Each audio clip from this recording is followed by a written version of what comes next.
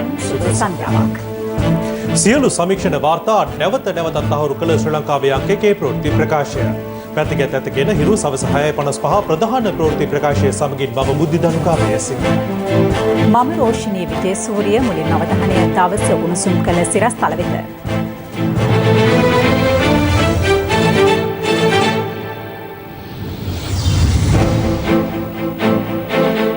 Corona ආසාදිතයෙක් නිසා කොළඹ නගර සභාව මහ ජනතාවට වැසේ. දිවයින පුරා සිනමා ශාලාත් වසා දැමේ. නව නිරෝධායන නීති ගැසට් පත්‍රය අද නිකුත් කෙරේ. එම නීති කඩ කරන පුද්ගලයින්ට රුපියල් 10,000කට නොවැඩි දඩයකුත් මාස 6කට සිරදඬුවමකුත් යන කාරණා දෙකම හෝ එක් දඬුවමක් ලබා දීමට අධිකරණයට හැකියාව ලැබෙනවා. සැඟව සිටින රිචාඩ්ගෙන් අභියාචනාධිකරණයට පෙත්සමක්. පොලිසිය සහ අධිකරණය හැල්ලු නොකරන්නයි නීතිපති CID ලොක්කාට කියයි. රුපියල් 100ට දේශීය ලොකුලුණු මිලදී ගැනීමට රාජ්‍ය සැරසේ. හිරු CIA අනාවරණයෙන් පසු ලංකාපුර අලුගසා දැමීමට නිලධාරීන්ගේ ඇස් ඇරේ. රිෂාඩ් බදයුදීන් පාර්ලිමේන්තු මන්ත්‍රීවරයා අත්අඩංගුවට ගන්නා ලෙස නීතිපතිවරයා නියෝග කර දින දෙකක් ගතවුවද මේ දක්වා ඔහු අත්අඩංගුවට ගැනීමට පොලිසිය සමත් වී නැහැ. ඒ පිළිබඳව විමසීමට නීතිපතිවරයා අද පස්වරුවේ අපරාධ පරීක්ෂණ දෙපාර්තමේන්තුව බහර නියෝජ්‍ය පොලිස්පතිවරයා සිය කාර්යාලයට කැඳවනු ලැබුවා. මේ අතර තමන්ව අත්අඩංගුවට ගැනීම වළක්වන ලෙස ඉල්ලා පාර්ලිමේන්තු මන්ත්‍රී රිෂාඩ් බදයුදීන් අභියාචනාධිකරණය හමුවේ රීඩ් පෙත්සමක් ගොනු කළා. දවසේ පුවත 2019 ජනාධිපතිවරණයේදී පුත්තලමේ සිට මන්නාරම දක්වා ඡන්දදායකින් ප්‍රවාහනය කිරීමට රජයේ මුදල් අවභාවිත කිරීම සහ මැතිවරණ නීති උල්ලංඝනය කිරීම යන චෝදනා සම්බන්ධයෙන් රිෂාඩ් බදයුදීන් දිගුකාලීනව අවතැන් වූ පුද්ගලින් නැවත පදිංචි කිරීමේ ව්‍යාපෘති අධ්‍යක්ෂ SM යාසීම් සහ එහි ගණකාධිකාරී ඒ මනෝරංජන යන අයට චෝදනා එල්ල වී තිබුණා. ඒ අනුව නීතිපතිවරයා වැඩබලන පොලිස්පතිවරයාට නියෝග කළේ මෙම පිරිස වරෙන්තුවක් ලබාගෙන අත්අඩංගුවට ගන්නා ලෙසටයි. කෙසේ වෙතත් වරෙන්තු නිකුත් කිරීම ප්‍රතික්ෂේප කළ කොටුව මහේස්ත්‍රාත් අධිකරණයේ දන්වා සිටියේ පොදු දේපල පනත යටතේ ගැනෙන චෝදනා සම්බන්ධයෙන් පුද්ගලයෙකු අත්අඩංගුවට ගැනීම සඳහා අධිකරණින් වරෙන්තුවක් අවශ්‍ය නොවන බවයි. ඒ අනුව පසුගිය 13 වනදා රාත්‍රියේදීම අපරාධ පරීක්ෂණ දෙපාර්තමේන්තුවේ කණ්ඩායම් 6ක් රිෂාඩ් බදයුදීන් මන්ත්‍රීවරයාගේ කොළඹ සහ මන්නාරමේ පිහිටි නිවාස ඇතුළු ස්ථාන කිහිපයකට පිටත් කර යූ බව පොලිස් මාධ්‍ය ප්‍රකාශක නියෝජ්‍ය පොලිස්පති අජිත් රෝහණ මහතා පැවසුවා. කෙසේ වෙතත් අපරාධ පරීක්ෂණ දෙපාර්තමේන්තුවට චෝදනා එල්ල වූවන් අතරින් අත්අඩංගුවට ගැනීමට හැකි වූයේ අලකරත්න මනෝරංජන නැමැත්තා පමණයි. මේ අතර සිද්ධිය සම්බන්ධයෙන් වන පළමු සැකකරු රිෂාඩ් බදයුදීන් පසුගිය 13 වනදා භාවිත කළ බවට සැක කෙරෙන මෝටර රථ දෙකක් වැල්ලවත්ත ප්‍රදේශයේදී අත්අඩංගුවට ගැනුණේ බලපත්‍ර රහිත ගිනි අවිද සමගින්. ඒ සමගින් අත්අඩංගුවට ගනු ලැබූ රේදුරන් දෙදෙනෙකු සහ ආරක්ෂක නිලධාරියෙකු ඇතුළු සිව් දෙනෙකු අධිකරණයට ඉදිරිපත් කළ අතර ඔවුන් තිදෙනා ආරක්ෂිත බන්ධනාගාරගත කෙරුණා. අත්අඩංගුවට ගැනුණු ඇමති ආරක්ෂක කොට්ඨාසයට අනුයුක්ත ජමාදිල් අබ්දුල් ලතීෆ් රුපියල් ලක්ෂ 5ක අපමත මුදා හැරීමට මහේස්ත්‍රාත්වරයා නියෝග කළා. මෙවන විට රිෂාඩ් බදයුදීන් මන්ත්‍රීවරයාටත් අදාළ ව්‍යාපෘති අධ්‍යක්ෂවරයාටත් රටින් පිටවීම තහනම් කරමින් කොටුව මහේස්ත්‍රාත්වරයා නියෝගයක් නිකුත් කොට තිබෙනවා. මේ අතර තමන්ව අත්අඩංගුවට ගැනීම වැළැක්වීමේ අතුරු නියෝගයක් නිකුත් කරන ලෙස ඉල්ලා පාර්ලිමේන්තු මන්ත්‍රී රිෂාඩ් බදයුදීන් අභියාචනාධිකරණයට රීඩ් පෙත්සමක් ගොනු කළා. පෙත්සමේ වගඋත්තරකරුවන් ලෙස වැඩබලන පොලිස්පති CD වික්‍රමරත්න අපරාධ පරීක්ෂණ දෙපාර්තමේන්තුව බහර නියෝජ්‍ය පොලිස්පති SP රණසිංහ ඇතුළු 7 දෙනෙකු නම් කර තිබෙනවා. අවතැන් වූ ඡන්දදායකින් ජනාධිපතිවරණයේදී ඡන්දය ප්‍රකාශ කිරීම සඳහා අදාළ ප්‍රදේශවලට ළංගම බස් රථවලින් රැගෙන යාම සඳහා එවක මුදල් අමාත්‍ය මංගල සමරවීර මහතා අනුමැතිය ලබා දුන් බව එම පෙත්සමේ සඳහන්. ඒ අනුව අදාළ ඡන්දදායකින් ප්‍රවාහනය කිරීම සිදු කරනු ලැබුවේ මුදල් අමාත්‍යාංශයෙන් ලද අනුමැතිය මත බැවින් එම ක්‍රියාව තුළ කිසිදු නීති විරෝධී වරතක් උද්ගතව නොමැති බව රිෂාඩ් බදයුදීන් මන්ත්‍රීවරයා පෙන්වා දෙනවා. ඔහු පවසන්නේ ඒ අනුව රාජ්‍යයේ අරමුදල් සාවද්‍ය ලෙස පරිහරණය කළ බවට හෝ පොදු දේපල පනත යටතේ චෝදනා එල්ල කිරීම සඳහා කිසිදු පදනමක් නොමැති බවයි. කරුණ එසේහින් තමන්ව අත්අඩංගුවට ගැනීම වැළැක්වීමේ අතුරු නියෝගයක් සහ රිට් ආඥාවක් නිකුත් කරන ලෙස පාර්ලිමේන්තු මන්ත්‍රී රිෂාඩ් බදයුදීන් මහතා අභියාචනාධිකරණයෙන් ඉල්ලා තිබෙනවා. මෙතර රිෂාඩ් බදියුදීන් මෙතෙක් අත්අඩංගුවට ගැනීමට නොහැකි වීම සම්බන්ධයෙන් කරුණු විමසීමට නීතිපතිවරයා විසින් අපරාධ පරීක්ෂණ දෙපාර්තමේන්තුව බහර නියෝජ්‍ය පොලිස්පතිවරයා අද පස්වරුවේ සිය කාර්යාලයට කැඳවනු ලැබුවා. එම අවස්ථාවේදී ගරු නීතිපතිතුමා විසින් සඳහන් කරන ලද්දේ නීතියේ ආධිපත්‍ය රැකගනිමින් කටයුතු කරන ලෙසටත් පොලිස් දෙපාර්තමේන්තුව කෙරෙහි මහජන විශ්වාසය නැතිවන අන්දමින් නොව ඇතිවන අන්දමින් කටයුතු කරන ලෙසටත් උපදෙස් ලබා දුන්නා. එසේම නීතිපති උපදෙස් සහ අධිකරණ නියෝග හැල්ලුවට ලක් නොකර අප්‍රමාදීව කටයුතු කරන ලෙසටත් වැඩිදුර සඳහන් කළා. තවද නීතියෙන් අවශ්‍ය පුද්ගලයන්ට රැකවරණය ලබා දෙන පුද්ගලයන් නීතියේ රැහැනට ගෙන ඒමට කටයුතු කරන ලෙසටත් උපදෙස් ලබා දුන්නා. රිෂාඩ් බදියුදීන් පාර්ලිමේන්තු මන්ත්‍රීවරයා අත්අඩංගුවට ගැනීමට දරන උත්සාහය දේශපාලන පළිගැනීමක් බව සමගි ජනබලවේගය පවසනවා. ඒ අනුව එම උත්සාහය හෙලා දකින බවයි සමගි ජනබලවේගයේ නිවේදනයක් නිකුත් කරමින් පවසන්නේ. මේ අතර රිෂාඩ් බදියුදීන් සම්බන්ධයෙන් අදත් විවිධ පාර්ශ්ව මෙලෙස අදහස් පළ කළා. මාර වැඩක් නෙමේක. සාමාන්‍ය පුද්ගලයෙක් මේ ගහක ගෙඩියක් ඇදුවා නම් පුදලාගෙන ගිහලා දානවා අත්අඩංගුවට ගන්නවා. ඒතකොට මේ රිෂාඩ් බදුරුදීන් ඇමතිවරයා කියලා කියන්නේ මේ නොපෙනෙන දෙයක්ද? පොලිසියට මේක හොයාගන්න බෑ. පුදුමාකාර ප්‍රශ්නයක් නෙමේක. රිෂාඩ් බදුරුදීන් ඇමතිවරයාටත් කවුරු හරි මේ ආණ්ඩුවේ රැකවරණයක් දෙනවද කියලා ප්‍රශ්නයක් අපිට තියෙනවා. ඒ නිසා වහාම නීතිය ක්‍රියාත්මක කරලා රිෂාඩ් බදුරුදීන් ඇමතිවරයා අත්අඩංගුවට ගන්න නැත්නම් තවත් දවස් දෙක තුනකින් ඔහු ප්‍රධාන පෙළේ රෝහලක ඉඳලා මතුවේ. ඔය විල්පත්තු වල කැලේ කපලා මුහුද විවෘත කරගත්තේ මුහුද හරහා ඉන්දියාවටත් පැනලා ගිහලත් දන්නෙත් නෑ. මංගල සමරේ ඇමතුමා චෙක් එකට අස්සම් කරලා තියෙන එතුමානේ. ඒකට මෙයත් අත්අඩංගුවට ගන්නවා. ඒ වගේම මේ ප්‍රකාශය අනුමත කරපු රාජසේනාරත්න මහත්මයාටත් මේ වෙනුවෙන් නීතිය ක්‍රියාත්මක කරන්න කියන ඉල්ලීමත් මේ වෙලාවේදී විශේෂයෙන්ම මතක් කරනවා. එක කොරෝනා රෝගියෙක් හමු වුණොත් පැය 24ක් ඇතුළත ඒ කොරෝනා රෝගියාගේ හත්මුතු පරම්පරාවම හඳුනාගෙන නිරෝධායනය කිරීමට හැකි තරම් ශක්තිමත් බුද්ධි අංශ යාන්ත්‍රණයක් තියෙනවා. දැන් මුළු රටක්ම හඳුනන මුළු ලෝකයක්ම හඳුනන රිෂාඩ් බදුරුදීන් වගේ කෙනෙක් අත්අඩංගුවට ගැනීමට යාමේදී එම බුද්ධි අංශ ඔය ශක්තිමත්ව කටයුතු නොකරන්නේ මන්ද කියන කාරණේ පිළිබඳ අපට බරපතල ගැටලුවක් තියෙනවා. අපිට මතකයි පහුගිය කාලේ රවි කරුණානායක මහ බැංකු බැඳුම් කර වංචාවට සම්බන්ධ අත්අඩංගුවට ගැනීමේදී රවි කරුණානායක හැංගිමුත්තන් සෙල්ලම් කළා පොලිසියත් එක්ක. රාජිත සේනාරත්න සුදුරු වෑන් මාධ්‍ය සාකච්ඡාව සම්බන්ධයෙන් අත්අඩංගුවට ගැනීමට නියමිතව තිබෙද්දී රාජිත සේනාරත්න පොලිසිය සමග හැංගිමුත්තන් සෙල්ලම් කළා. මීගමුව බන්ධනාගාරයේ අධිකාරී අනුරුද්ධ සම්පායෝ අත්අඩංගුවට ගැනීමට නිර්දේශ කොට තිබියදී සම්පායොත් පොලිසියත් එක්ක අල්ලන සෙල්ලම් දානවා අපි දැක්කා. ඒ ආපු ගමන් මාර්ගයේම තව එක අල්ලන සෙල්ලමක්ද කියන එක මේ බදුරුදීන් සම්බන්ධවත් මේ වෙන විට අපේ හිත තුළ ඇති වෙලා තියෙනවා. පොඩි කාලේ අපි හැංගි මුත්තන් සෙල්ලම් කරනකොට කියන කවිය මේ වෙලාවේ මට මතක් වෙනවා. හැංගි මුත්තු හැංගියෝ නොපෙන තැනක හැංගියෝ ඔන්න පුතේ මං එනවා හැංගි හොරුන් අල්ලනවා ටකා ටිකා ටුකක් කියලා. රිෂාඩ් බදුරුදීන් ඈත ඉඳන් මොකද කරන්නේ? නීතිපති දෙපාර්තමේන්තුවට අපරාධ පරීක්ෂණ දෙපාර්තමේන්තුවට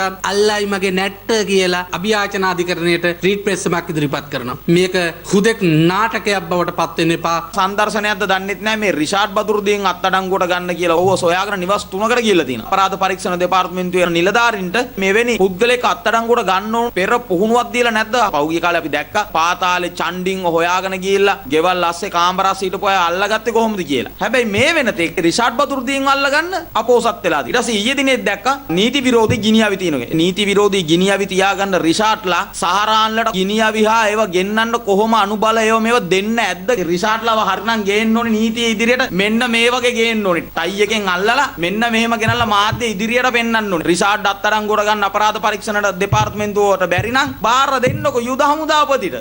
මොහුගේ ළඟ තිබ්බ ගිනියවි මොහුගේ ආරක්ෂාව පතා දීලා තිබ්බ ගිනියවි කියලා ඉදිරියේදී ඒක අනේ අජිත් රෝහණ මහත්තයෝ සමහරක් අය දෙන දෙබස් කියවන්න කලින් 10 වතාවක් හිතන්න නැත්තම් වෙන්නේ ඔබතුමාටත් කලින් හිටපු පොලිස් මාධ්‍ය ප්‍රකාශකතුමා ජාලිය සේනාරත්න මහත්මයාට සිදුවෙච්ච සිද්ධියේ අනිත් පැත්ත රිෂාඩ් අත්අඩංගුවට ගන්නකොට සම්පායෝ අත්අඩංගුවට ගත්ත ආකාරයේ අත්අඩංගුවට ගැනීමක් නම් කරන්න එපා කියන එක විශේෂයෙන්ම මතක් කරනවා. කොළඹ මහනගර සභාවේ නිලධාරිනියකට COVID-19 වෛරසය වැළඳී ඇති බව තහවුරු වීමත් සමග ඉදිරි සති දෙකක කාලයක් සඳහා එම ආයතනය මහජනතාවට වසා දමා තිබෙනවා. මේ අතර මිනුවන්ගොඩ බ්‍රැන්ඩික්ස් ඇගලුම් කර්මාන්ත ශාලාව ආශ්‍රිත කොවිඩ් පොකුරෙන් අද ආසාදිතයන් 49 දෙනෙකු වාර්තා වීමත් සමග එම පොකුරේ සමස්ත ආසාදිතයන් සංඛ්‍යාව 1770ක් දක්වා ඉහළ ගියා.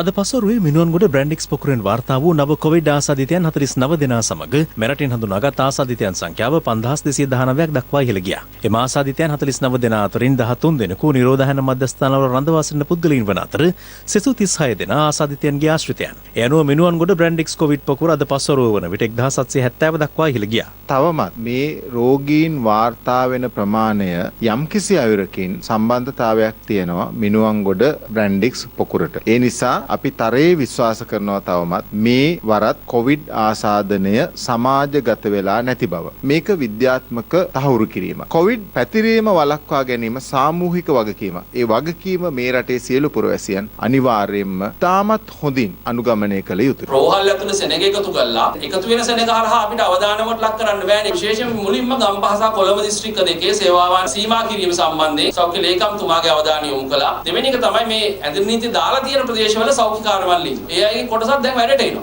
ඒතර ඒක තරම් සුබදායී තත්ත්වයක් නෙවෙයි. ඒ අයට විශේෂ නිවාඩුවක් දීලා මේ කාලය තුල නිවසේ ඉඳලා වැඩ කරන්න පුළුවන් වාතාවරණයක් හදලා දෙන්න කියලා අපි ඉල්ලීමක් කරා. දැන් මේ යන විදිහට අපිට රෝහල් ටිකේ වාට් ටික වහගෙන යන්න ගියොත් එහෙම ලොකු අවදානමකට මුහුණ දෙන්න වෙනවා ඉදිරියේදී රෝගී ජීවිත බේරගන්න. ඒ නිසා අපි විශේෂයෙන් ඉල්ලනවා ජනතාවට වගකීමෙන් හැසිරෙන්න, කොරෝනා ගෙදර ඉන්නේ නැහැ කියන අදිෂ්ඨානය ඇති කරගන්න. මේ අතර කටුනායක ආයෝජන කලාපය තුළින් වාර්තා වන COVID-19 ආසාදිතයන් සංඛ්‍යාව මේ වන විට 117 දක්වා ඉහළ ගොස් තිබෙනවා.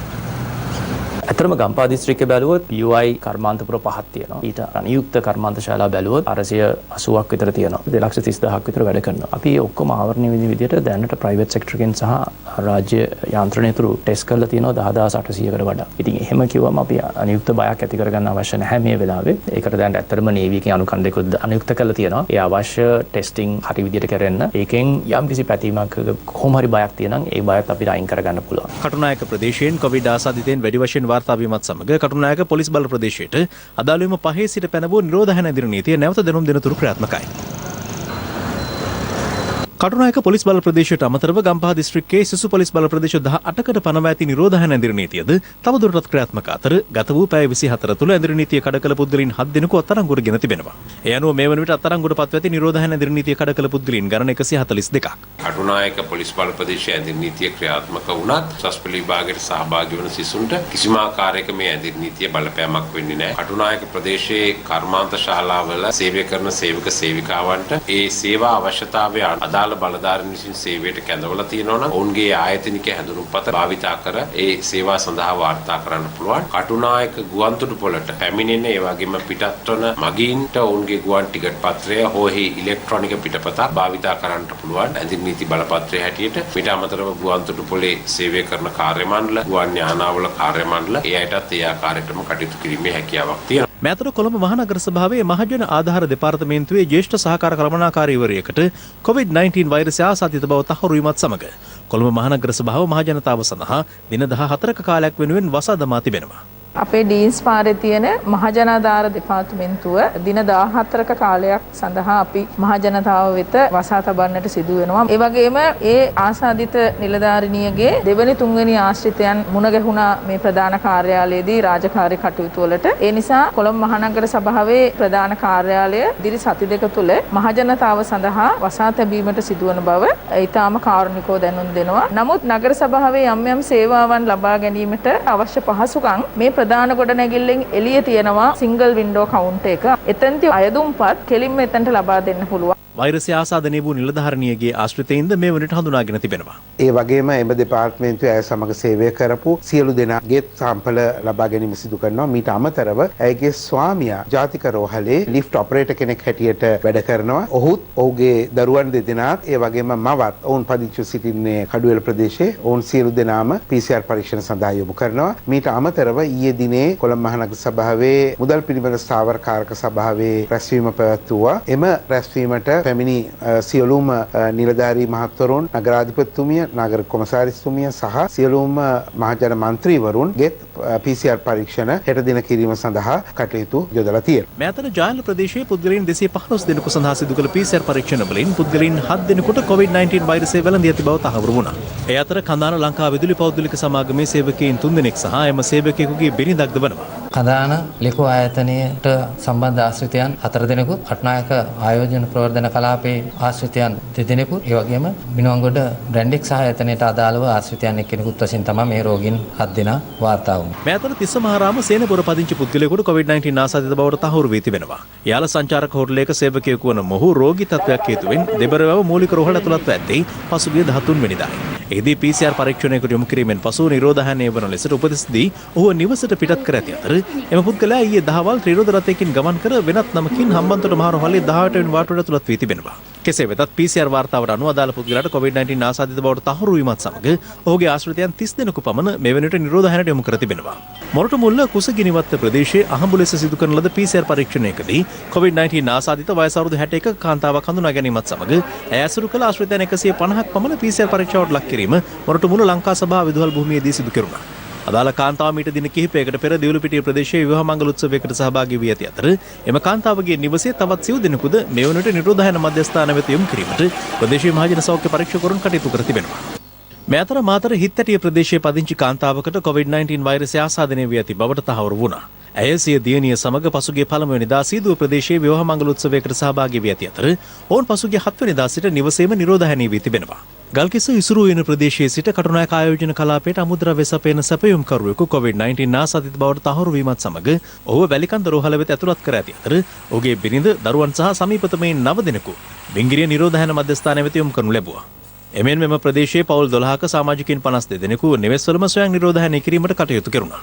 රන්න කට්ටකඩුව ප්‍රදේශයේ අවමංගල උත්සවයකට සහභාගී වූ තංගල්ල මොරකැටියාර ප්‍රදේශයේ පුද්ගලයෙකුට COVID-19 වෛරසය ආසාදිත බවට තහවුරු වීමත් සමග ඔහුගේ ආශ්‍රිතයන් 14 දෙනෙක් PCR පරීක්ෂාවට ලක් කළා. අප වාර්තාකරු සඳහන් කළේ මොවුන් මොරකැටියාර ප්‍රදේශයේ පසුගියදා නිරෝධායනයට ලක් කර සිටි පෙදරේරුවන් බවයි. බෙලියත් ඇඟලුම් කර්මාන්ත ශාලාවේ යන්ත්‍ර අලුත් වැඩියා කිරීම සඳහා පසුගිය 8 වෙනිදා කොළඹ සිට පැමිණි පුද්ගලයෙකුට COVID-19 ආසාදිත බවට තහවුරු වීමත් සමග එම ඇඟලුම් කර්මාන්ත ශාලාවේ සේවකයින් 32 දෙනෙකු නිරෝධායනය කිරීමට පියවරගෙන තිබෙනවා. එම ඇඟලුම් කර්මාන්ත ශාලාවද දින නියමයක් නොමැතිව වසා දැමුණා. මාරවිල පිහිටි ඉඩම් සහ දිස්ත්‍රික් රෙජිස්ට්‍රාර් කාර්යාලයට පසුගිය 30 වෙනිදා සේවා කටයුත්තක් සඳහා මිනුවන්ගොඩ ප්‍රදේශයේ සිට පැමිණි පුද්ගලයෙකුට COVID-19 ආසාදිත බවට තහවුරු වීමත් සමග කිසිදු සෞඛ්‍ය බලධාරියෙකුගේ උපදේශයකින් තොරව එම කාර්යාලයේ පසුගිය 13 වෙනිදා සිට වසා දැමීමට මාරවිල ඉඩම් රෙජිස්ට්‍රාර්වරයා කටයුතු කර තිබෙනවා. මේ වන විට කාර්යාලයට ඇතුළු වන ස්ථානයේ తాවකාලිකව ආරක්ෂක නිලධාරියෙකු පමණක් සේවය කරන අතර අප මේ සම්බන්ධයෙන් ඔහුගෙන් විමසා සිටි අවස්ථාවේ කියා සිටියේ තමන් මේ සම්බන්ධයෙන් කිසිවක් නොදන්නා බවයි. වහන්න කිව්වද කියන්නේ අපි දන්නේ නැහැ ඇතුළ කට්ටියන් අහලා බලන්න. කිරිඳිවැල ප්‍රදේශයේ මත්ස්‍ය වෙළෙන්දෙකු අසනීප තත්ත්වයක් මත වතුපිටිවල රෝහල ඇතුළත් කර වැඩිදුර ප්‍රතිකාර සඳහා රාගම ශික්ෂණ රෝහලට මාරු කළ අවස්ථාවේදී සිදු කළ PCR පරීක්ෂණයේදී ඔහුට COVID-19 වෛරසය ආසාදිත බවට හඳුනා ගැනුණා. කොරෝනා පොසිටිව් වෙලා නේද? ඔයා සහ පවුලේ සියලුම දෙනා නිරෝධායනය කරන්න. කිසිම කෙනෙක් ගෙයින් එළියට යන්න බෑ. මේ දවස් 10 ඇතුළත ඔයගොල්ලෝ ගියේ සෑම ස්ථානයක් සම්බන්ධයෙන්ම ලියලා තියාගන්න. කොතෙන්ටද ගියේ? අපිට පහසුවක් වෙනවා මේ මිනිස්සු හොයාගන්න. සම්බන්ධතාව තියාගන්න එපා පිටත් එක්ක. මොකද මාළු විකුණන 16 දෙනෙක් මේක ඉන්නවා 16 දෙනෙක් කියන්නේ දහස් ගණන් මිනිස්සු එක්ක සම්බන්ධ වෙලා තියෙනවා. ඒ හේතුවෙන් කිරිඳිවැල ප්‍රදේශයේ ගම්මාන කිහිපයක පවුල් 80ක් පමණ ස්වයං නිරෝධායනයට යොමු කර ඇති අතර අදාළ ආසාදිතයා ඉන්ධන ලබාගත් කිරිඳිවැල නගරයේ පිහිටි ඉන්ධන අලෙවිසලද වසා දමා තිබෙනවා. හැමදාම උදේට තෙල් ගහන්න දාපු ඒගොල්ලෝ මේ පොඩි පොඩි බෝතල් වල තෙල් ගන්නවා. බෝතල් වල තමයි ගන්න. ඒ මොනවාම පාට අවදානම ඇවිල්ලා දන්නේ. මෙතන වැඩ කරන සේවකයෝ ආයතන මුදලවල COVID-19 හේතුවෙන් පීඩාවට පත්ව සිටින ගම්පහ දිස්ත්‍රික්කයේ මිනුවන්ගොඩ දෙවුලුපිටිය අත්තනගල්ල හා මීරිගම ප්‍රාදේශීය ලේකම් කොට්ටාශවල සිටින ජනතාව වෙනුවෙන් රුපියල් 5000 දීමනාව තුනු නදීර යටතේ ලබා දෙන ලෙස දිස්ත්‍රික් ලේකම් සුනිල් ජයලත් මහතා මුදල් අමාත්‍යාංශයෙන් ඉල්ලීමක් කර තිබෙනවා. මේ අතර නිරෝධායන ඇඳිරි නීතිය පනවා තිබෙන ප්‍රදේශවල සිට පැමිණෙන නීතිඥවරුන් ඇතුළු සියලු පාර්ශව නඩු කටයුතු සඳහා කොළඹ අලුත්කඩේ උපරමාධිකරණ සංකීර්ණයේ පිහිටි ශ්‍රේෂ්ඨාධිකරණ කාර්යාල පරිසරයට ඇතුළු වීමෙන් වළකින ලෙස එහි ලේකකාධිකාරී ප්‍රදීප් මහමුතුගල මහතා නිවේදනයක් නිකුත් කරමින් කියා සිටිනවා. එමෙන්ම අනෙකුත් විවිධ පාර්ශවද නඩු කටයුතු සඳහා ශ්‍රේෂ්ඨාධිකරණ කාර්යාලයට නොපැමිණෙන ලෙසද අදාළ නිවේදනයෙන් දැනුම් දී තිබුණා. මේ අතර ජාතික රක්ෂණ භාර අරමුදලේ සේවකයෙකුට COVID-19 වෛරසය ආසාදිත බව හඳුනා ගැනීමත් සමග එම කාර්යාලය తాවකාලිකව වසා දමා තිබෙනවා. මේ අතර කොළඹ 10 ටීවී ජයමාවතේ පිහිටි හැට නැෂනල් බැංකුවේ ප්‍රධාන කාර්යාලයේ 19 වෙනි මහලේ සේවකයෙකුට COVID-19 වෛරසය වැළඳී ඇතැයි ඊයේ තහවුරු වූ බව එම බැංකුව නිවේදනය කළා. අදාළ නිවේදනයෙන් ඔවුන් සඳහන් කරන්නේ අවශ්‍ය සෞඛ්‍ය ආරක්ෂිත ක්‍රියාමාර්ග අනුගමනය කර විෂ බීජහරණ ක්‍රියාවලිය අවසන් කිරීමෙන් පසු යලි සිය ප්‍රධාන කාර්යාලයේ ව්‍යාපාර කටයුතු සඳහා විවෘත කරන බවයි. මේ අතර COVID-19 තත්ත්වයේ සැලකිල්ලටගෙන බන්ධනාගාරවල රැඳී සිටින රැඳවියන්ට සිය නිවසයන් වෙත කතා කිරීමට නොමිලේ දුරකථන පහසුකම් ලබා දීමට බන්ධනාගාර ප්‍රසංස්කරණ හා සිරකරුවන් පුනරුත්ථාපන රාජ්‍ය අමාත්‍යාංශය තීරණය කර තිබෙනවා.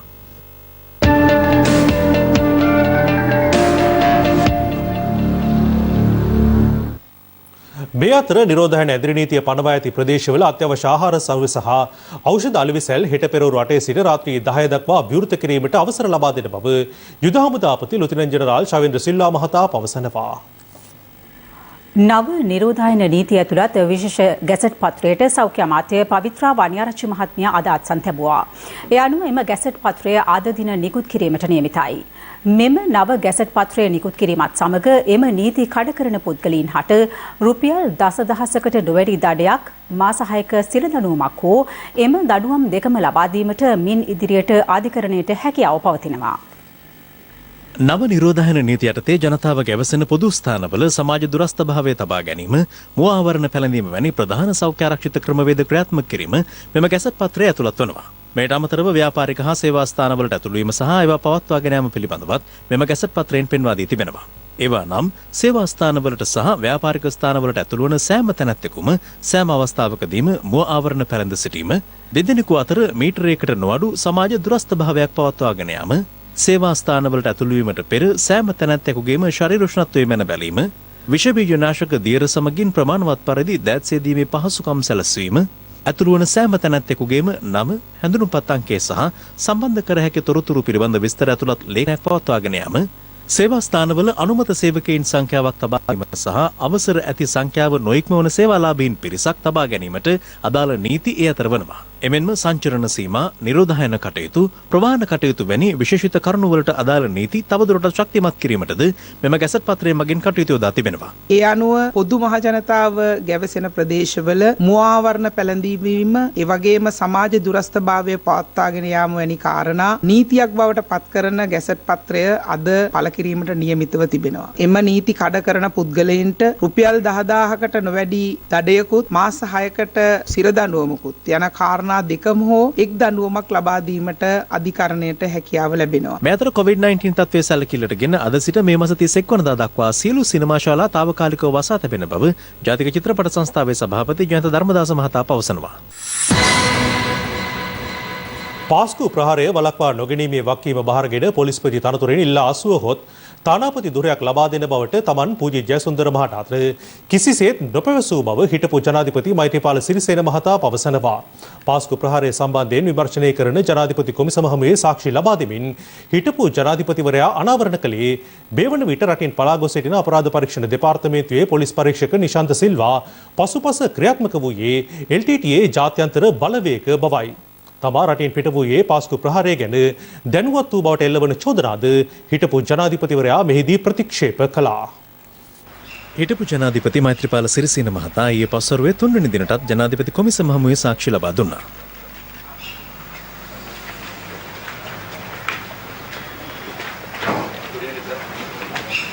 ඔබතුමාලට තොරතුරු ලැබුණද සහරාන්ලව ජාත්‍යන්තර වශයෙන් කවුරු හෝ මෙහෙව්වා කියලා? සහරාන්ලා බෝම්බ ගැහුවට පස්සේ IS නායකයා සහ තවත් ප්‍රකාශකයෙක් ලංකාවේ සිදුවුණු ප්‍රහාරයේ වගකීම බාරගන්නවා කියලා නිවේදනය කරලා තිබුණා. ඒ නිසා සහරාන්ලට ජාත්‍යන්තර සහායක් තිබුණා කියන්න පුළුවන්. සහරාන්ලගේ සංවිධානය අපි විනාශ කළත් ලෝකේ තවමත් IS ක්‍රියා වාර්තා වෙන නිසා මේ සිද්ධිය මෙතනින් ඉවරයි කියලා හිතන්න බෑ. ඔබතුමා දැනගෙනද හිටියේ සහරාන්ලගේ ජාතික තවහීද් ජමාත් එකට බාහිරින් IS මතවාදය දරන තවත් කණ්ඩායමක් ක්‍රියාත්මක වුණා කියලා? ඔව් මම දැන සිටියා. මට බුද්ධ්‍යංශය ගැන වාර්තා ඉදිරිපත් කළා. මෙහිදී රජයේ අතිරේක සොලිසිටර් ජෙනරාල්වරිය මේ වන විටත් කොමිසමට ඉදිරිපත්ව ඇති තාක්ෂණික සාක්ෂියක් සභාවේ අවධානයට යොමු කළා. ඒ සඳහන් වූයේ අකි Did anyone start fighting before us? ලෙස පාස්කු ප්‍රහාරයට පසු වෙනත් අන්තවාදී දෙපිරිසක් අතර හුවමාරු කෙටි පණිවුඩයක්.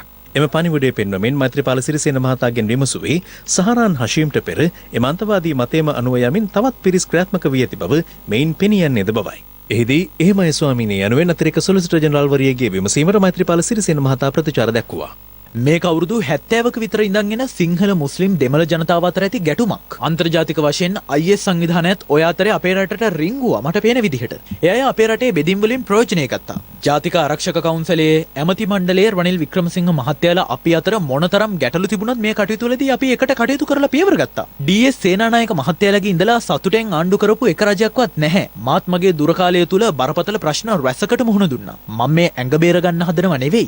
2015 ඉඳන් 2019 2019 අප්‍රේල් වෙනකම්ම මේ හැම දෙයක්ම ආරක්ෂක කවුන්සිලේ කතා කළා. ඒ අවශ්‍ය උපදෙස් දුන්නත් ඉහළ ඉඳන් පහළට සහ පහළ ඉඳන් ඉහළට මේ දේවල් හරියට ක්‍රියාත්මක වුණා නම් මෙහෙම වෙන්නේ නැහැ. මට පුළුවන් උපරිමයෙන් කටයුතු කළා. බොම්බ ගහන කල නීතිය හා සාමයෙන්ම ආරක්ෂක අමාත්‍යවරයා වුණේ ඔබතුමා. ජනාධිපති විදිහට ඔබ උපදෙස් දීලා තිබුණ නම් කොහොමද මැතිතුමනි ඉස්ලාම් අන්තවාදී හිසෝසවල මෙවට කිසිම දායකත්වයක් නොදක්වපු අර අහිංසක මිනිස්සු මේකට බිලි වුණේ? එහෙනම් ඉතින් ස්වාමීනි රටේ ජනාධිපති විතරයි ඉන්න ඕනේ. පොලිස්පති, ජ්‍යෙෂ්ඨ නියෝජ්‍ය පොලිස්පතිවරුන්, නියෝජ්‍ය පොලිස්පතිලා, ප්‍රාදේශීය පොලිස් නිලධාරීන් කවුරුවත්ම ඕනේ නැහැ. මේ තොරතුරු ගැන පරීක්ෂණ කරන්න ඉහළින් උපදෙස් දෙනකන් ඉන්න ඕනේ නැහැ.